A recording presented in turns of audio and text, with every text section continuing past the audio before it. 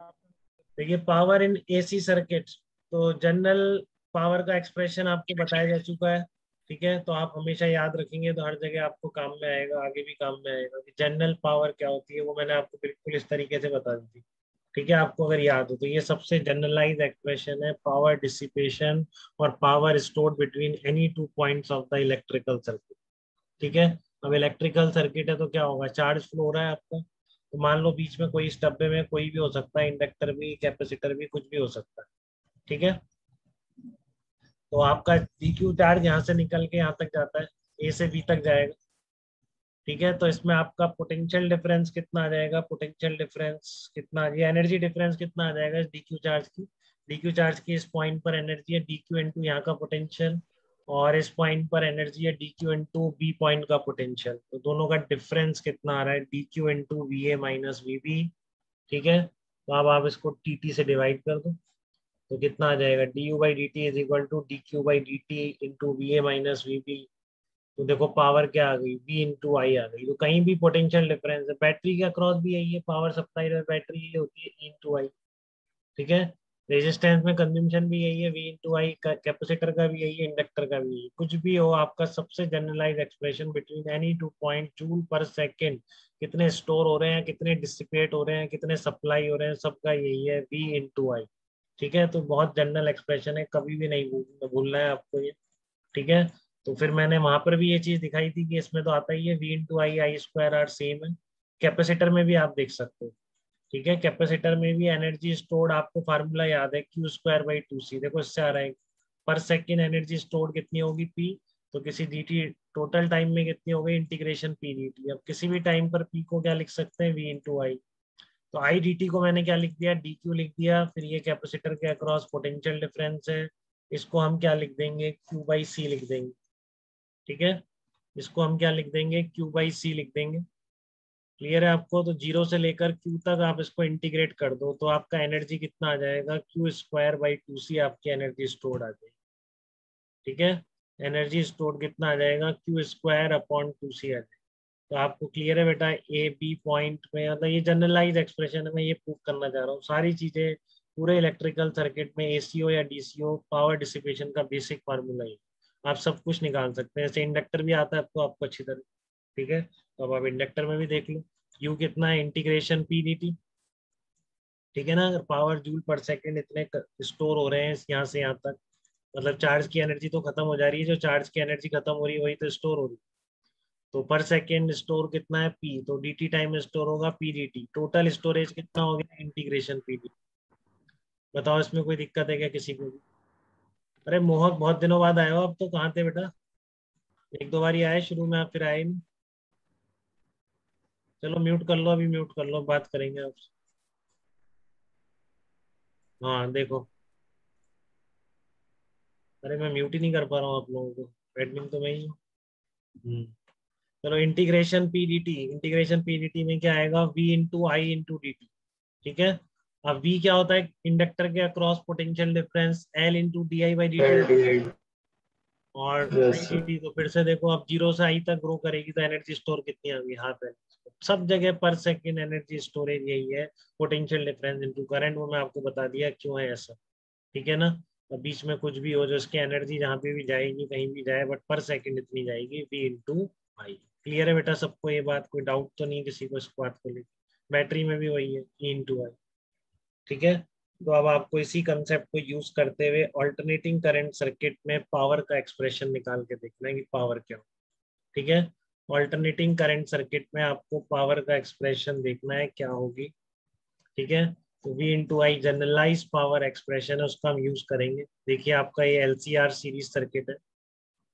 ठीक है, ये आपका LCR सीरीज सर्किट है, between any two points power, अब जैसे ए और बी के बीच जूल पर सेकंड कितने कंज्यूम हो रहे हैं, कैसे निकालेंगे, यहाँ पे आप पोटेंशियल डिफरेंस इनटू करंट, और क्या करें। ठीक है, और कैसे निकालें, ऐसे ही निकालेंगे, power is equal to V into I at any time, instantaneous लिखा हुआ है, छुप गया थोड़ा, ये इंस्टेंटेनियस पावर है P।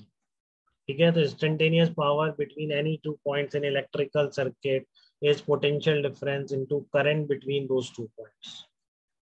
ठीक है, आयुष क्लियर है आपको ये बात बेटा, आप तो कल भी सुन चुके हैं सारी बातें। ठीक है यस ना, सर।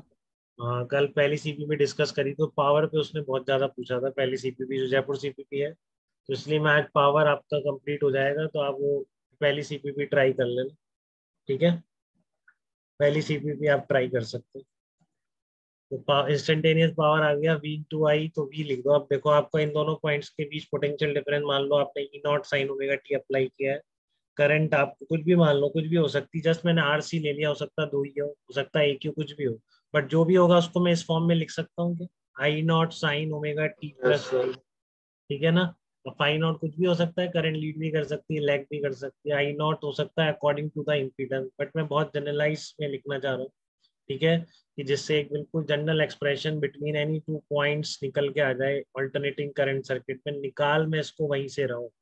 ठीक है ना। बट मैं ये प्रोसेस बार बार नहीं करना चाहता, जो मैं एक बार कर दे रहा हूँ, तो मैं एसी का भी फाइनल एक्सप्रेशन याद रख लूँ। क्लियर है बेटा।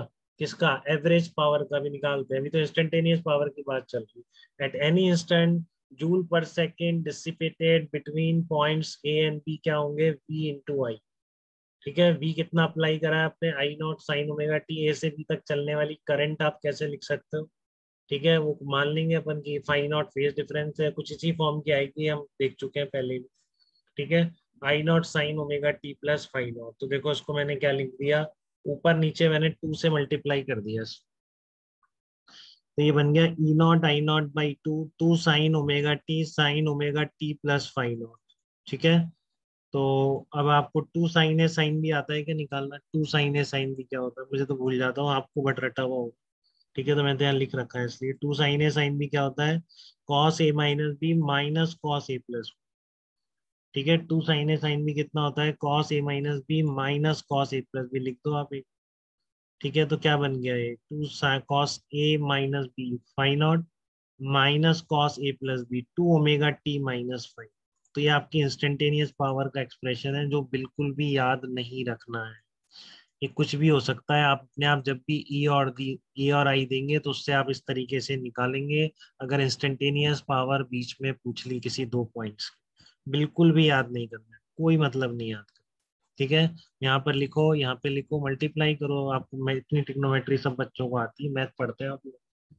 ठीक है, तो अपने आप किसी और फॉर्म में, जिस फॉर्म में आंसर हो या जैसे भी हो कन्वर्ट कर सकते हो, बट ये इंस्टेंटेनियस पावर है, ये एक्सप्रेशन बिल्कुल याद नहीं करना। ठीक है, अब मैं अगर इससे एवरेज पावर निकालूं, ठीक है, वो एक्सप्रेशन आपको याद कर लेना है हमेशा हमेशा के लिए, एवरेज पावर। तो एवरेज मतलब बताया नहीं time interval, but periodic function है, तो एक टाइम पीरियड का एवरेज। तो आप देखो सब तरफ एवरेज ले लो, तो आपको अब ये निकालने की जरूरत है या आपको याद है, इसकी एवरेज वैल्यू कितनी होगी, जीरो होगी ना बेटा हमेशा।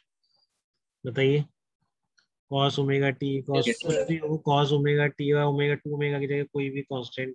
ठीक है, तो आपका ये क्या होगा, एवरेज वैल्यू जीरो आती है बेटा इनसे। ठीक है ना, कॉस स्क्वायर होता तो एवरेज वैल्यू कितनी होती है, अगर कॉस स्क्वायर होता। One by two. 1/2। हाँ कॉस स्क्वायर, आप जैसे देख लो इंटीग्रेट करके, जैसे बताया गया आपको, एवरेज जीरो से capital T cos two omega T minus five not D T divided by capital T, zero ही निकल गया। ठीक है, तो ये तो चला गया, तो क्या बच गया, एवरेज पावर। एवरेज पावर मतलब वही लॉन्ग टाइम इंटरवल बोलोगे, या फिर आप बिटवीन एक टाइम पीरियड बोलोगे एवरेज पावर। ठीक है, तो एवरेज पावर कितना आ जाएगा आपका, E not by root two I not by root two cos five not, ये तो जीरो होगा। ठीक है, इसको रूट टू करके लिख दिया। तो एवरेज पावर का फार्मूला एक तो जो बहुत ही याद रहना चाहिए, क्या निकल के आता है, E R M S I R M S cos five nought. Phi nought क्या है, ध्यान से देख लो कैसे आया था, फाइव नॉट पहली बार का इंट्रोड्यूस हुआ था यहाँ। ठीक है, तो फाइव नॉट इज बेसिकली क्या है आपका, बताइए, करंट फेज और डिफरेंस है उसका करंट और फेज वोल्टेज। डिफरेंस। करंट और उसका फेज डिफरेंस है। ठीक है ना, उन दोनों पॉइंट्स के बीच में पोटेंशियल डिफरेंस और करंट में कितना फेज डिफरेंस है, वो आपका फाई नॉट लिखा होगा। ठीक है ना। अब क्योंकि कॉस के आगे आ रहा है, तो ये नेगेटिव हो या पॉजिटिव हो उससे फर्क नहीं पड़ रहा है। क्लियर है आपको, ये फाई नॉट जो आ रहा है सर। आपका हमेशा ही पॉजिटिव रहने वाला है ना। ठीक है ना, क्योंकि माइनस पाई बाई टू से पाई बाई टू तक आप फेज डिफरेंस लिखते हैं, माइनस लिखो या प्लस लिखो, कॉस के आगे क्या फर्क पड़ता है। ठीक है, तो इसलिए एवरेज पावर कंजम्पशन क्या आ जाएगा आपका, E R M S I R M S cos five nought. अब फाइव नॉट क्या कहलाता है, phase factor between those two points of the alternating current circuit. ये मैंने आपको फाई नॉट का मीनिंग बताया था, फेज फैक्टर, ठीक है। कॉस फाई नॉट क्या कहलाता है? ये cos phi nought is called power factor of the circuit between the 2 points, ठीक है। cos phi naught क्या कहलाएगा? cos phi naught is called power factor of the circuit between those 2 points। तो ये बेटा अभी तुरंत यूज होने वाले हैं सारी चीजें एकदम एज इट इज। पहली सीपीयू में पावर ही पावर है। मैं तो देख के कल बहुत ज्यादा ताज्जुब हुआ कि पहली सीपीयू में पावर ही पावर दे रखी है, ठीक है। इसलिए मैंने एक दिन पढ़ा दिया आपको आज। अब आपको पहली सीपीयू एटलीस्ट कंप्लीट कर लेंगे, बिल्कुल सारी कर सकते हैं। आगे कोई ट्रांसफार्मर वाले छोड़ देना, बस बाकी सब हो जाए। ट्रांसफार्मर के एंड में ही है कुछ, ठीक है। ट्रांसफार्मर के प्रॉब्लम्स एंड में ही है। तो cos phi nought is called power factor of the circuit between 2 points, ठीक है। तो ये एवरेज पावर, पहला फार्मूला याद किया है पावर, देखो V इंटू है, ये आपको जिंदगी भर के लिए याद हो चुका है। एक बहुत ही जनरलाइज्ड एक्सप्रेशन है इलेक्ट्रिकल सर्किट का, between any 2 points power stored या पावर सप्लाइड या पावर कंज्यूम्ड का। तो उसी से मैंने यहाँ से, जब भी आप 2 पॉइंट्स के बीच में इंस्टेंटेनियस निकालनी होगी, देखो उसमें ये भी क्वेश्चन था सीपीयू, इंस्टेंटेनियस भी पूछी थी उसने एक क्वेश्चन में और एवरेज भी पूछी, ठीक है। तो अभी भी 95% बच्चे गलत करेंगे, अभी इंस्टेंटेनियस पावर पूछ ली गई, ठीक है ना, क्योंकि सबको यही याद होता है बस पावर क्या होती है, ये होती है, ये कोई ध्यान ही नहीं देता है, पता नहीं एवरेज और इंस्टेंटेनियस, ठीक है। सबको ये याद रह जाता है ERMS IRMS cos phi nought, ये पावर होती है, बट ये इंस्टेंटेनियस एवरेज पावर है, ठीक है। ये है इंस्टेंटेनियस पावर। क्लियर है बेटा? सबको उसी से निकालना है मैंने। तो यहाँ पे जब भी आपके 2 पॉइंट्स के बीच पोटेंशियल डिफरेंस दे रखा हो तो करंट लिखना आपको आता है, उससे आप इंस्टेंटेनियस पावर निकालिए। और अगर एवरेज पावर है तो फिर कैसा भी कुछ भी हो, ठीक है ना, एवरेज पावर हमेशा आप ये लिख सकते हैं ERMS IRMS cos फाई, ठीक है। ERMS IRMS cos phi nought लिख सकते हैं। ईयर cos phi nought is called power factor of the circuit between the 2 point, जिसका एक एक्सप्रेशन एक फॉर्म में और ला सकते हैं, ठीक है। एक वो भी आपको हमेशा ध्यान रखनी, क्या एवरेज पावर का एक और फार्मूला, इसको थोड़ा सा मॉडिफाई कर दो। देखो IRMS कितना होता है? ERMS upon Z. तो ERMS की जगह क्या लिख दिया? IRMS into Z. तो ये IRMS आ गया, ठीक है ना। 10 फाई नॉट कितना होगा? 10 फाई नॉट आपका कितना आता है? वो आप निकाल लेते हो, XC जो भी आया यहाँ पे, XC माइनस XL अपॉन आया, दिस अपॉन दिस करके निकालते हो। तो cos फाई नॉट कितना हो जाएगा? R/Z, क्योंकि जेड वही तो आती है, √R² plus XC minus XL, अच्छा। ठीक है। तो इसलिए आप cos फाई नॉट को क्या लिख सकते हो? cos फाई नॉट को आप लिख सकते हैं R/Z। तो ये कट जाएगा यहाँ से। तो एवरेज पावर का एक और formula, between 2 points IRMS² into capital eight and between any 2 points. तो ये चीज एक और चीज बता रहा है कि यहीं से एक चीज निकल के आ जा रही है, इस इक्वेशन से भी आ जा रही है, यहाँ से भी आप देख सकते हैं। अगर 2 पॉइंट्स के बीच केवल कैपेसिटर और इंडक्टर ही लग रहे हैं, ठीक है ना, अगर 2 पॉइंट्स के बीच केवल कैपेसिटर और इंडक्टर ही लग रहे हैं तो फाई नॉट क्या होगा? पाई/2 आ जाएगा कि नहीं आ जाएगा, बताइए। अगर फाई नॉट यहाँ पर है, अगर 2 पॉइंट्स के बीच, जैसे कि मान लो यहीं पे हमने लगा रखे थे ऊपर, आप इन दोनों पॉइंट्स के बीच बात करें, इन दोनों पॉइंट्स के बीच कोई रेजिस्टेंस तो है ही। तो ऐसा जब भी होगा कि 2 पॉइंट्स के बीच रेजिस्टेंस नहीं होगा, ठीक है, तो उस केस में average power dissipation in alternating current circuit हमेशा क्या निकल के आ जाएगा? 0 निकल के आ जाएगा, ठीक है। अगर 2 पॉइंट्स के बीच में रेजिस्टेंस नहीं है, तो ये इक्वेशन भी तो ये बता रही है cos फाई 0 हो गया, पाई/2 रखोगे तो, या फिर ये R आ ही नहीं रहा है अगर बीच में 2 पॉइंट्स के, तो एवरेज पावर क्या हो जाएगी? 0, ठीक है। तो इंडक्टर या कैपेसिटर के अक्रॉस एवरेज पावर डिसिपेशन, आपसे पूछे इन दोनों पॉइंट्स के बीच एवरेज पावर डिसिपेशन कैसा है, तो कोई गलती कर सकता है कि एवरेज पावर A और B पॉइंट के बीच केवल जीरो। इंडक्टर है? 0 है। क्लियर है बेटा?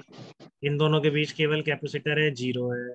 A और C के बीच इंडक्टर कैपेसिटर है, एवरेज पावर डिसिपेशन कितना है? 0 है। बट फिर मैं स्ट्रिक्टली बोलूंगा सिर्फ एवरेज पावर 0 है, इंस्टेंटेनियस पावर 0 नहीं है। इंस्टेंटेनियस पावर कुछ भी हो सकती है, ठीक है।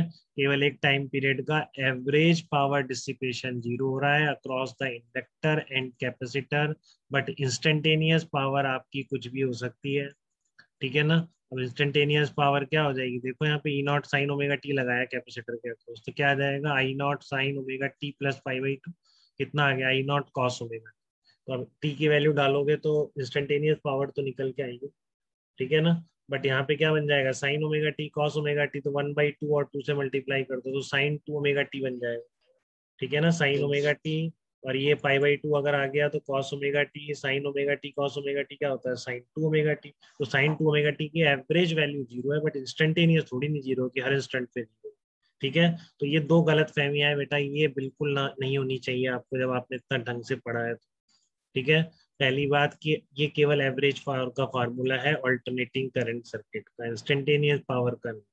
दूसरी बात, इंडक्टर और कैपेसिटर के अक्रॉस एवरेज पावर डिसिपेशन 0 है, इंस्टेंटेनियस 0 नहीं। ठीक है, ये दो बातें बहुत इंपॉर्टेंट है, और ये दो फार्मूले ये दोनों याद रख लेंगे, IRMS² R भी याद होना चाहिए आप किसी भी दो पॉइंट के बीच। ठीक है, और आपका ये भी याद होना चाहिए ERMS IRMS cos⁡φ। ठीक है, ये दोनों ही इक्वेशंस आपको पता होनी चाहिए। ठीक है, जब भी आप एवरेज पावर डिसिपेशन की बात करें तो ये ए और बी में π/2 है, बी और सी के बीच ये फेज फैक्टर, दो पॉइंट के बीच का, दो पॉइंट के बीच की इम्पीडेंस, दो पॉइंट के बीच का पावर कंजम्पशन, एवरेज हो या इंस्टेंटेनियस हो, ये सब आपको निकालना आ गया है। ठीक है ना, ये सब आपको निकालना आ गया है। तो यहाँ तक कोई डाउट बेटा किसी को पावर को लेके, इंस्टेंटेनियस, एवरेज या किसी भी चीज को लेके बताइए।